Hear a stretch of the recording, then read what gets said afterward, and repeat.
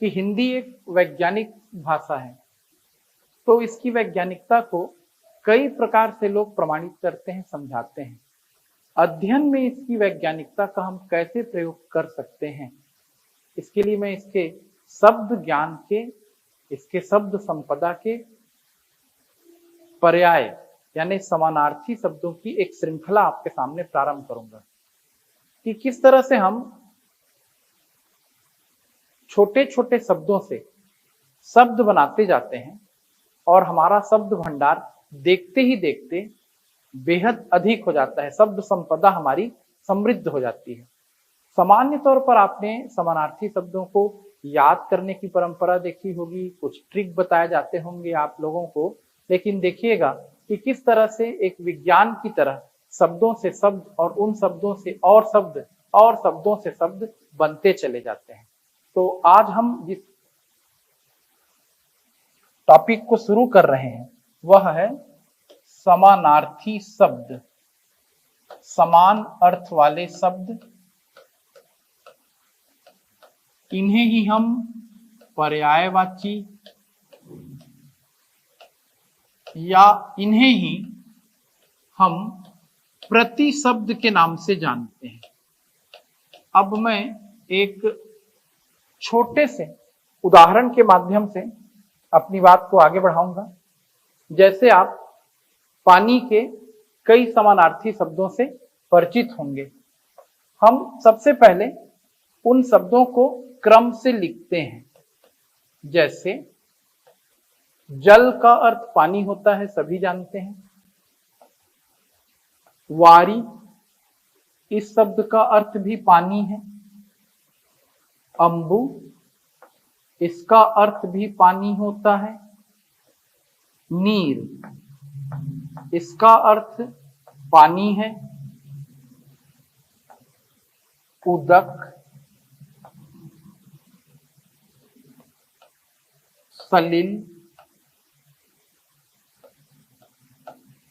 तोय, ये शब्द भी जल के ही समानार्थी शब्द हैं।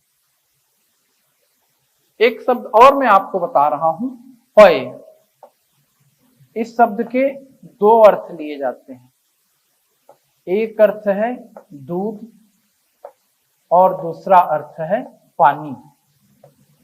तो ये तो जल के कुछ समानार्थी शब्द हुए।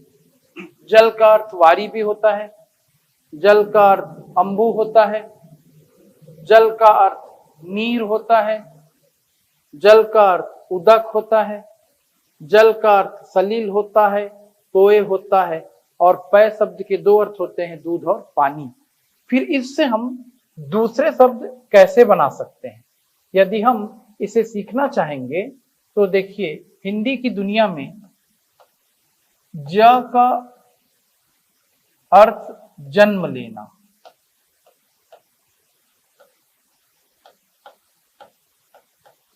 द का अर्थ देना और धर का अर्थ लिया जाता है धारण करना। तो अभी मैं आपको जल से बादल के समानार्थी शब्द बनाकर बता रहा हूं, कितने आसानी से हमारा शब्द ज्ञान बढ़ता है। समुद्र के पानी को धारण करके लाता है बादल और हमें वह उस पानी को देता है, हमारे खेतों को देता है, हमारी नदियों को देता है। तो यदि हम जल के समानार्थी शब्दों में द और धर, इन शब्दों को जोड़ेंगे तो जल से बहुत शीघ्र हम 10 समानार्थी बादल के बना लेंगे। देखिएगा कैसे शब्द बनेंगे।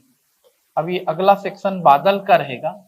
तो देखें, जल देने के कारण बादल को क्या कहा जाता है? जलद, जो हमें जल देता है। वारी देने के कारण, वारी का अर्थ भी पानी है, तो वारी देने के कारण बादल कहलाएगा वारिद। अंबु देने के कारण बादल कहलाएगा अंबुद। नीर देने के कारण बादल कहलाएगा नीरद। पय देने के कारण, पय का अर्थ भी पानी, तो संस्कृत में पयस, पयः इस तरह के शब्द हैं। तो संस्कृत में संधि से शब्द बनेगा, जो हिंदी में प्रचलित है, पय से शब्द बनेगा पयोद। तो देखिए, जल के आपने 5 समानार्थी शब्द जाने, तो बादल के 5 समानार्थी शब्द आपको तुरंत समझ में आ गए कि जलद का अर्थ बादल, वारिद का अर्थ बादल, अम्बुद का अर्थ बादल, नीरद का अर्थ बादल, पयोद का अर्थ बादल। और बिल्कुल उसी तरह जल पानी को धारण करके ला रहा है, इसलिए जलधर इस शब्द का अर्थ भी बादल ही होगा। वारी से बनेगा वारीधर, इस शब्द का अर्थ भी बादल होगा। इसी तरह अंबु से शब्द बनेगा अंबुधर, नीर से शब्द बनेगा नीरधर, पयः से शब्द बनेगा पयोधर, और ये सभी शब्द भी बादल के समानार्थी बनेंगे। तो इस तरह से आप देख रहे हैं कि पढ़ना और समझना दोनों एक ही है। जब तक आप समझेंगे नहीं, तब तक आपको पढ़ने में आनंद नहीं आएगा। तो एक छोटा प्रयास अभी रहा कि हमने बादल के शब्द बनाए, और देखिएगा कि जितने शब्द हमने हिंदी के समानार्थी शब्द लिए पानी के लिए, उन्हीं शब्दों से किस तरह हम समुद्र के समानार्थी शब्द भी बना सकते हैं।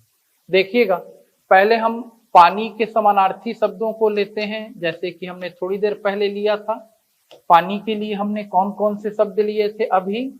जल का अर्थ पानी होता है, वारी का अर्थ पानी होता है, अंबु का अर्थ पानी होता है, नीर का अर्थ पानी होता है, पय का अर्थ पानी होता है, उदक का अर्थ पानी होता है, सलिल का अर्थ पानी होता है, तोय का अर्थ भी पानी ही होता है।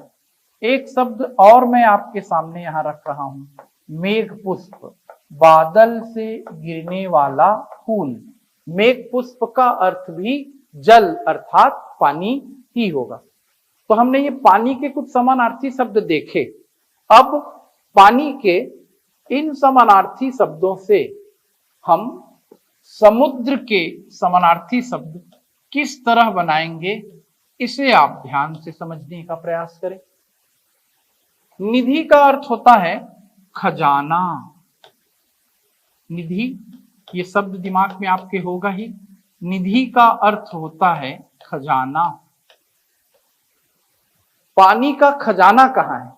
तो सबको पता है, पानी का खजाना समुद्र में है। तो हम पानी के समानार्थी शब्दों में निधि शब्द को जोड़ते जाएंगे और हमें समुद्र के समानार्थी शब्द मिलते जाएंगे। जैसे हमने जल में निधि शब्द जोड़ा तो एक शब्द बना जल निधि। जल निधि का अर्थ हो रहा है समुद्र। यदि हम वारी में निधि शब्द जोड़ते हैं तो शब्द बनेगा वारी निधि। वारी का अर्थ पानी और निधि का अर्थ खजाना। तो पानी का खजाना, वारी का खजाना, अर्थात वारी निधि का मतलब भी समुद्र ही हो रहा है। यदि हम अंबु में निधि शब्द को जोड़ेंगे तो शब्द बनेगा अंबु निधि। यह शब्द भी समुद्र का ही समानार्थी है। इसी तरह नीर से शब्द बनेगा नीर निधि। पयः से शब्द बनेगा पयोनिधि। तोय से बनेगा तोय निधि। तो आप देख रहे हैं कि हमने जल के समानार्थी शब्दों को सीखा और तुरंत हम उनसे समुद्र के कई समानार्थी शब्द बना ले रहे हैं। केवल हम उनमें निधि शब्दों को जोड़ रहे हैं। तो आपके मन में जिज्ञासा आ रही होगी, आखिर ये विधि कौन सी है, इसे हम किस तरीके से समझेंगे। तो इस विधि पर चर्चा हम नेक्स्ट वीडियो में करेंगे। अभी देखिए, शब्दों का आनंद लीजिए। जल निधि को हम संक्षिप्त करने के आदी हैं जीवन में। हमने शॉर्टकट कई बार अपनाया है। जल निधि को हम संक्षिप्त रूप में बोलेंगे तो जलद ही हो जाता है। जलधि यह भी समुद्र ही है, जल निधि यह भी समुद्र ही है। वारी निधि का संक्षिप्त शब्द होता है वारिधि, वारिधि का अर्थ समुद्र होगा। इसी तरह से अम्बु निधि को हम संक्षिप्त करके बनाएंगे अम्बुधि, अम्बुधि का अर्थ भी समुद्र ही है। नीर निधि का संक्षिप्त शब्द बनेगा नीरधि, नीरधि भी समुद्र का ही समानार्थी है। पयोनिधि से संक्षिप्त शब्द बन जाएगा पयोधि, और बिल्कुल इसी तरह तोयधि भी बनेगा, पर वो अधिक प्रचलित नहीं है। उदक में निधि जोड़ने से उदक निधि बनेगा, पर उसे और अधिक संक्षिप्त करके व्यवहार में लाया जाता है और उदधि कह दिया जाता है। तो ये सब किसके समानार्थी शब्द बन गए? समुद्र के। तो देखिए, शब्दों की दुनिया असीम है, और जो जितना अधिक हिंदी पर अपनी पकड़ रखता है, जिसकी जितनी भाषा ज्ञान की क्षमता होती है, वह उतना ही श्रेष्ठ साहित्यकार होता है। तुलसीदास के भाषा ज्ञान को लेकर हम सभी नतमस्तक हैं। तुलसीदास ने रामचरितमानस के लंका कांड में अपने इसी भाषा ज्ञान का परिचय दिया। कहा जाता है कि रावण के 10 सिर थे। लोग इसका कई प्रकार से अर्थ लेते हैं। कुछ लोग ये अर्थ लेते हैं कि रावण के 10 सिर उसकी बुराइयों के प्रतीक थे। कुछ लोगों का ये कहना है कि रावण के 10 सिर का मतलब था कि जब वो 10 प्रकार से एक साथ सोचने लगेगा, क्योंकि वो 10 तरह से सोचने की क्षमता रखता था, और जब वो एक साथ 10 प्रकार से सोचने लगेगा, तब उसके जीवन के पतन की शुरुआत हो जाएगी। तो जब रावण को सूचना मिलती है गुप्तचर के माध्यम से कि समुद्र पर पुल बन गया, भगवान राम ने समुद्र पर पुल का निर्माण कर लिया, तो रावण एक के बाद एक समुद्र के 10 समानार्थी शब्द कहता है, जिसमें से कुछ को आपने अभी देखा, और ये 10 समानार्थी शब्द एक दोहे के रूप में लंका कांड में आते हैं। उस दोहे को भी हम आपको बता रहे हैं ताकि आप जानें कि हिंदी की भाषा समृद्धि कितनी है। रावण अपने गुप्तचर से, अपने दूत से पूछता है, बांधेओ मतलब बांध लिया गया, क्या बांध लिया गया, किसे? बांधेव वन निधि। समुद्र वनस्पतियों का खजाना है, इसलिए उसे वन निधि कहते हैं। बांधेव वन निधि, नीर निधि। अभी आपने देखा नीर निधि का अर्थ भी समुद्र है। बांधेव वन निधि नीर निधि, जलधि, पयोधि, नदीस। नदीस का अर्थ यहां पर समझ लें, नदी धन ईस, नदियों का ईश्वर, नदियों का स्वामी, यह भी समुद्र का ही समानार्थी है। तो पहली पंक्ति है रावण के द्वारा कही गई, बांधेव वन निधि नीर निधि, जलधि, पयोधि, नदीस। सत्य मतलब सचमुच में, सत्य तोय निधि। कंपति, समुद्र को कंपति भी कहते हैं, लहरों के कंपन के कारण। सत्य तोय निधि कंपति। उदधि, समुद्र उदधि कहलाता है। अभी हमने देखा सिंधु, समुद्र को तो सिंधु कहते हैं, आप सभी जानते हैं। और अंत में शब्द आएगा वारिस, ये भी 2 शब्दों से मिलकर बनेगा। वारी का अर्थ होता है जल, और ईस का अर्थ होता है स्वामी। समुद्र जल का स्वामी होने के कारण वारिस कहलाता है। इन शब्दों को आप फिर से एक बार देखिएगा, यहाँ पर 10 शब्द हैं, और ये 10 शब्द समुद्र के समानार्थी हैं। वन निधि, वनस्पतियों का खजाना, वनस्पतियों का खजाना, इसलिए वन निधि का मतलब क्या लिया जाएगा? वन निधि का मतलब लिया जाएगा समुद्र। नीर निधि, जल का खजाना, तो नीर निधि का मतलब भी समुद्र। जलधि, जल निधि, जल का खजाना, समुद्र। पयोधि, पयः अर्थात जल का खजाना, समुद्र। नदीस, नदियों का ईश्वर अर्थात समुद्र। तोय निधि, तोय अर्थात जल का स्वामी अर्थात समुद्र। कंपति, लहरों के कंपन करने के कारण, कंपति अर्थात समुद्र। उदधि, उदक से बना है ये शब्द, जल का खजाना अर्थात समुद्र। सिंधु, इसका अर्थ भी समुद्र है। और वारी धन ईस, वारीस अर्थात जल का ईश्वर होने के कारण समुद्र कहलाया वारिस। तो ये देखिए 10 समानार्थी शब्द हैं। किसके समानार्थी शब्द हैं? ये समुद्र के समानार्थी शब्द हैं, जो एक साथ एक दोहे के रूप में लंका कांड में तुलसीदास ने रावण के मुख से कहलाया कि रावण ने अपने गुप्तचर से पूछा, अपने दूत से पूछा कि क्या सचमुच में राम ने बांध लिया वन निधि को, नीर निधि को, जलधि को, पयोधि को, नदीस को, तोय निधि को, कमपति को, उदधि को, सिंधु को, वारिस को।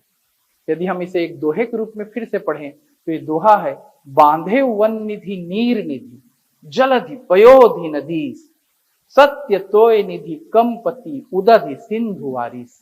तो इतना सब सुनने के बाद अब आपके समझ में तो आ ही रहा होगा कि हमने अभी जो 15 मिनट तक अध्ययन किया, उस 15 मिनट के अध्ययन से हमें किन किन शब्दों से परिचित होने का अवसर मिला। तो आप सभी समझ सकते हैं, हमें परिचित होने का अवसर मिला जल से। जल का अर्थ पानी। हमें हमारे भाषा ज्ञान में अभिवृद्धि हुई नीर शब्द से। नीर का अर्थ पानी। हमने सीखा अंबु शब्द। अंबु का अर्थ पानी। हमने सीखा पय शब्द। इसके 2 अर्थ दूध और पानी। इसके अतिरिक्त हमने देखा उदक का अर्थ पानी, वारी का अर्थ पानी, तोय का अर्थ पानी, सलिल का अर्थ पानी और मेघ पुष्प का अर्थ पानी। फिर इन शब्दों से हमने बहुत जल्द बादल के समानार्थी बनाए। बादल के कौन कौन से समानार्थी बने? जलद का अर्थ बादल, वारिद का अर्थ बादल, नीरद का अर्थ बादल, पयोद और अम्बुद का अर्थ बादल। तो आप देखिए, यदि हम वैज्ञानिक तरीके से पढ़ रहे हैं तो हमारा ज्ञान बहुत सहजता से, बहुत तीव्रता से बढ़ता है और हम बहुत जल्द बहुत से शब्दों को अपने शब्दकोश की अभिवृद्धि में सीखते चलते हैं। वारिद से बन गया फिर वारीधर, नीरद और उसी तरह बना नीरधर, पय से बना पयोद और पय से ही बना पयोधर, अंबु से बन जाएगा अंबुधर। ये 10 समानार्थी बने बादल के। और इसी तरह हमने 10 समानार्थी किसके लिए? समुद्र के। समुद्र के कौन कौन से समानार्थी बने? तो ये देखिए, जल निधि, वारी निधि, अंबु निधि, नीर निधि, पयोधि। ये सब किसके समानार्थी बने हैं? समुद्र के। और हमने बहुत संक्षिप्त में फिर इनका प्रयोग किया, जल निधि से बना लिया जलधि और इसी तरह वारी निधि से वारिधि, और हमारा भाषा ज्ञान बढ़ता गया। तो जो हमने एक परिचय प्राप्त किया है, क्या ये सभी प्रकार के शब्दों पर लागू होता है? बिल्कुल हर जगह लागू नहीं होगा। कहां पर ये नियम लागू होगा? कैसे हम इसके माध्यम से शब्दों को सीख सकेंगे और इसे हम व्याकरण की दृष्टि से या भाषा विज्ञान की दृष्टि से अध्ययन की किस श्रेणी में रखते हैं, इस सब पर चर्चा करेंगे हम बहुत जल्द आपसे नेक्स्ट वीडियो में। धन्यवाद।